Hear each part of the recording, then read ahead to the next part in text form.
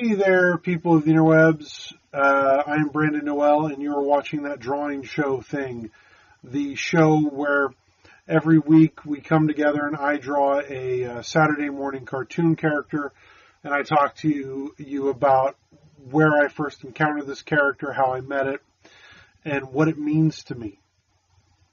And today we are doing Popeye the Sailorman. Toot toot. Popeye, before we dive into where I first encountered this character and all that, Popeye started off as a comic strip character. I don't remember the creator of Popeye, but in the original comic strips, instead of spinach, because you eat that can of spinach and become super strong. In the original comic strip, this is just one of those trivia things that just stuck in the back of my brain that I'm never going to forget. Instead of eating spinach in the original comic strip, he would pet a chicken. There was a magic chicken that he'd have to go pet to become supered up. So that was just, again, it's just rattling around the back of my head. Popeye and his chicken. Oh my God. I didn't even think about that. Popeye's chicken. Wow. Okay. That is definitely going to stick with me now. But I want to talk a little bit about where I first met this character. Popeye is one of those characters who, over the last couple of years, has faded off in popularity. They're not running his cartoons that regular in syndication, partly because there are some problematics with, there are cartoons in his catalog that are problematic. But I first was introduced to Popeye the Sailor Man through a VHS copy my Aunt Joyce had. She had a couple of these VHS tapes, and I have to assume she bought a couple of them just to shut up the chillin', to shut up the little ones. Hey, go away, watch this. I mentioned on the Casper the Friendly Ghost episode that's how I was introduced to Casper. But that's also how I was introduced to Popeye, was this VHS copy that had a couple of the cartoons. Now, one thing, I wish I could find a copy of this. I think I saw it a couple of years ago on YouTube. I'd have to go back and hunt for it. But at the end of that VHS Popeye cartoon, it was one of the later colored cartoons with it's not the Sinbad one, but it's very similar to the Aladdin. Maybe it's the Aladdin one, where it ends with them on an island and a giant bird is there.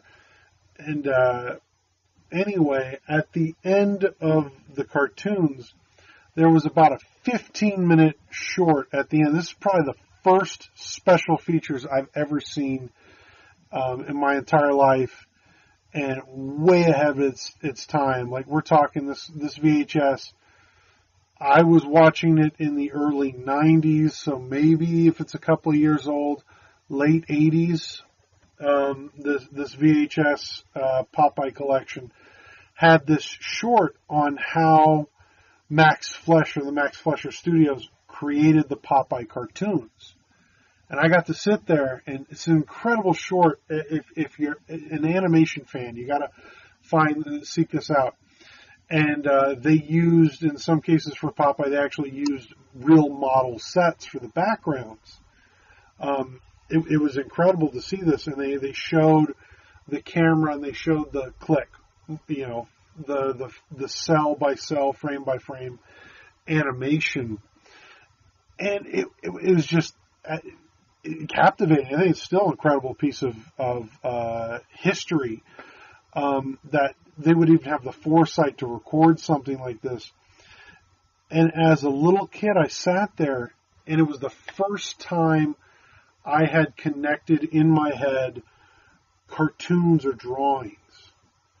Before that, it was always a magic trick. It was always this, Bugs Bunny's alive, Woody Woodpecker's alive. Like these are fictional characters that were alive inside my imagination as a child.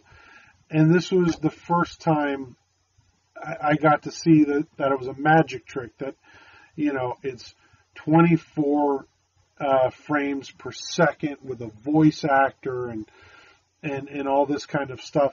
And as a young kid, like, that stuck with me. Like, those images of that documentary, that little special feature, are still buried in the back of my head.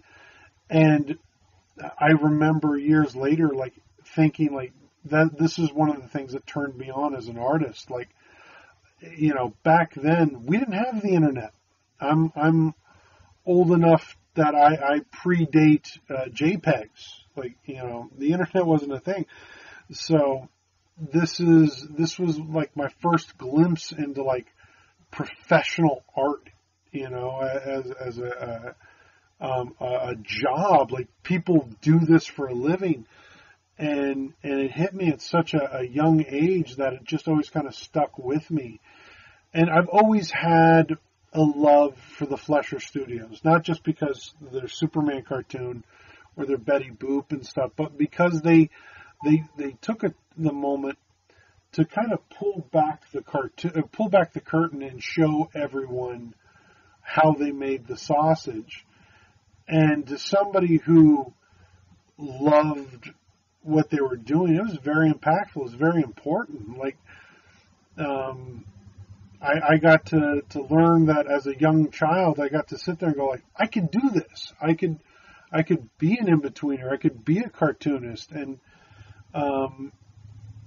Popeye, I will always be thankful for Popeye for that, because it is where I started. Like I'm talking like 5 or 6 years old, started thinking that I could be a professional artist.